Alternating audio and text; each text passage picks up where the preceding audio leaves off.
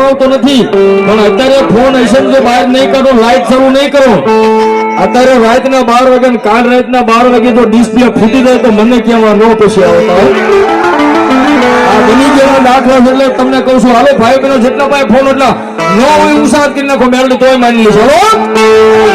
અરે સતનો દીવો મેળવીનો